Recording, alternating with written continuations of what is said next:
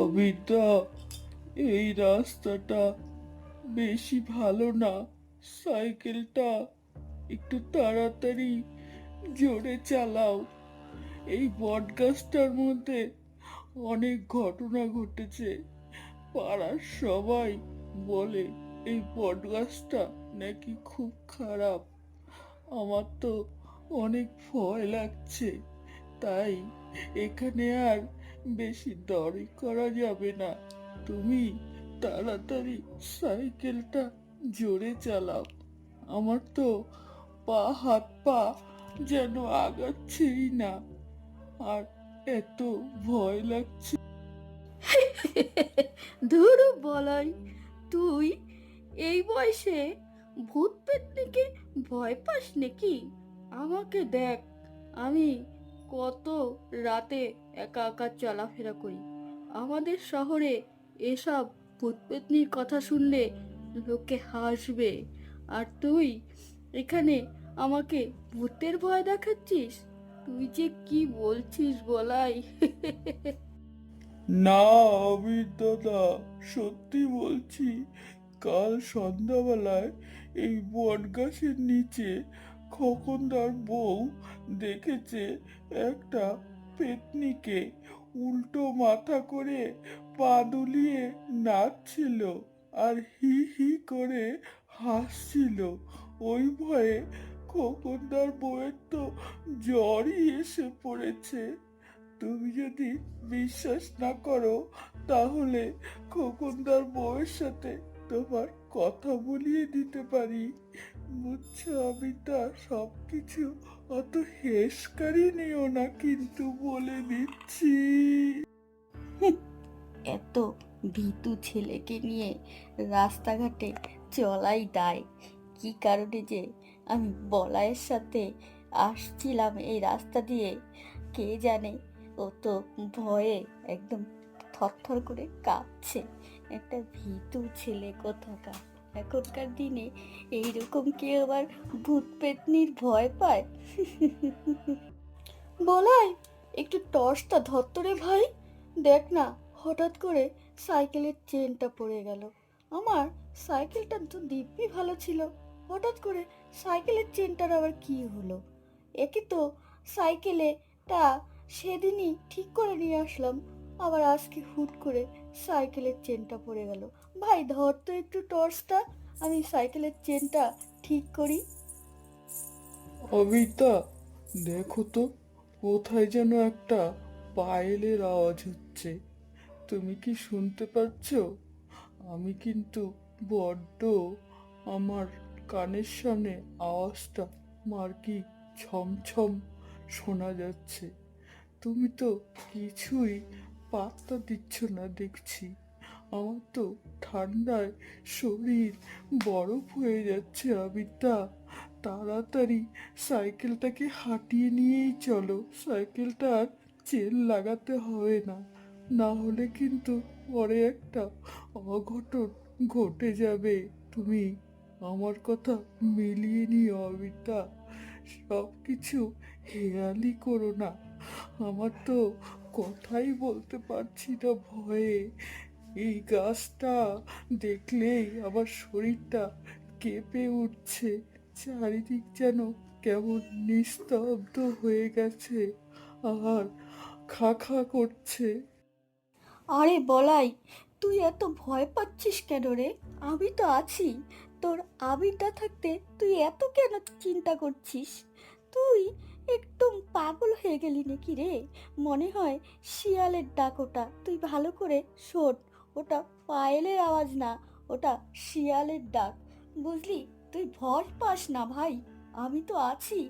টর্চটা একটু ভালো করে ধর না, আমি সাইকেলের চেনটা ঠিকঠাক করে লাগিয়ে নি, না হলে আমাদের বাড়ি ফিরতে অনেকটা লেট হয়ে যাবে। নে ভাই নে, আর কথা বাড়াস না। সেই তখন থেকে একই প্যাচাল পেরেই যাচ্ছিস, আমার আর ভালো লাগছে না। তুই এত ভীতু হলে কি করে রে? ছেলে মানুষ তো, মনে সাহস রাখতে হবে। ভাই একটু ভালো করে টর্চটা ধর না রে। আরে আবিদা, তুমি যে কি বলো! শিয়াল কি আবার পায়েল পড়ে নাকি? বাপের জন্মে ছুরি নেই গো। তোমাদের শহরে হয়তো শিয়াল পায়েল পড়তে পারে, কিন্তু আমাদের গ্রামে শিয়াল পায়েল পড়ে না গো। আবিরদা, তুমি যে কি মনে করছো আমি তো কিছুই বুঝে উঠতে পারছি না। কেন যে তোমার সাথে এই পথ দিয়ে আমি আসলাম, আর দেখছো শাড়ি পরা কেমন যেন একটা মানুষ ভেসে আসছে আমার চোখের সামনে। তুমি কি দেখতে পাচ্ছ? এটাও হয়তো তুমি পাত্তা দিবে না, কিন্তু আবিদা, এত নর্মাল নিও না কিন্তু। আমরা গ্রামের ছেলে, আমরা সোজা সাপটা মানুষ, কিন্তু আমরা মিথ্যে বলি না গো আবিরদা। তুমি জিনিসটা একটু সিরিয়াস নাও। আবির খোকা, কে রে বলাই? কি হলো? হ্যাঁ, চিনতে পারছিস আমাকে? অনেকক্ষণ ধরে তোদের দুই বন্ধুর পকপকানি শুনছি। তুই বলেই যাচ্ছিস, আবির কিছু কানেই দিচ্ছে না। হেরে আবির, আমাকে তোর কি মানুষ বলে মনে হয় না নাকি? হ্যাঁ, আমি কে জানিস? তুই এক কাজ করতে হবে, আমাকে একটু মাছ এনে দে তো রে। অনেকদিন ধরে মাছ খাই না, তো ভাবলাম তোরা আসছিস, তোদের গায়ের থেকে কেমন যেন মাছ মাছ গন্ধ। তোদেরকে কি আর ছাড়া যাবে? হ্যাঁ, ভূত মাগো, ও মাগো, রাম রাম রাম রাম রাম রাম, আল্লাহ গো, আল্লাহ গো। আমি দাদা তোমাকে তখন থেকে বলছি, তুমি কোনো কিছু পাত্তাই দিচ্ছে না। রাম রাম রাম রাম রাম রাম রাম। দেখো এবার কি হবে, দেখতে পাচ্ছ? আমি তো শেষ, আমি আর বাড়ি যেতে পারবো না। ও মা গো, এখন আমার কি হবে? ভূত, সাক্ষাৎ ভূত পেতনি দেখা পেলাম গো। বারে বারে আমি দাদাকে বলছি এই পডকাস্টটা ভালো না, ভালো না, কিন্তু আমি দাদা আমার কথা পাত্তাই দিল না। এখন আমি কি করব? আমার তো পা গাচ্ছেই না। কেমন করে আমার দিকে তাকিয়ে আছে পেতনিটা। ওরে বাবা, কি করব?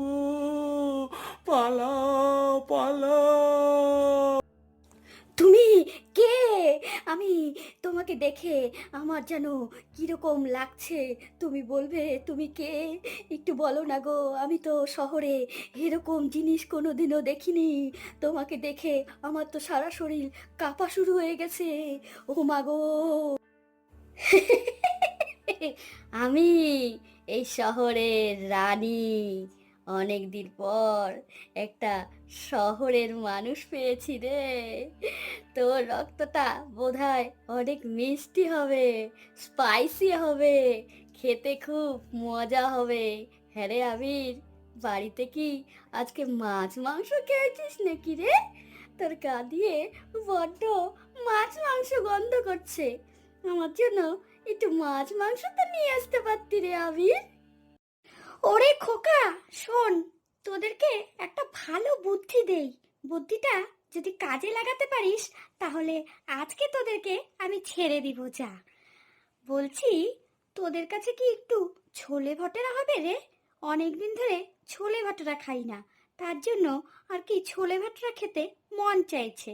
আর তুই তো শহরে থাকিস আবির, তার জন্য তুই জানবি ছোলে ভটেরা কাকে বলে। এই বলাইয়েরা তো গ্রামে থাকে, এরা তো আর ছোলে ভটেরা চেনে না। এই জন্য এদেরকে বলেও লাভ নেই। দেখ, চিন্তা ভাবনা করে যদি ছোলে ভটেরা থাকে, তাহলে আমাকে দিতে পারিস।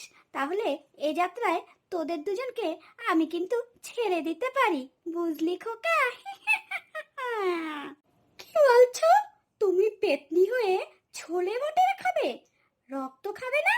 তুমি তো পেতনি, তুমি কি আবার ছোলে ভাটেরা খাও? এ কি আশ্চর্য পেতনি! এরকম পেতনি আমি তো বাপের জন্মেও দেখিনি গো। ধুর, ওসব বাজে কথা একদম কানের শোনে ভ্যান ভ্যান প্যান প্যান করবি না তো। ওগুলো সব পুরানো যুগের কথা। এখন করছে। এখনকার পেতনিরা ডায়েট করছে।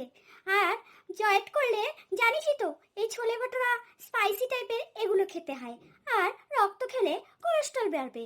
আর কোলেস্ট্রল বাড়লে বুঝতেই তো পারছিস কত রকম রোগ হবে। তার জন্য আমি ভাবছি এখন থেকে ডায়েট করব।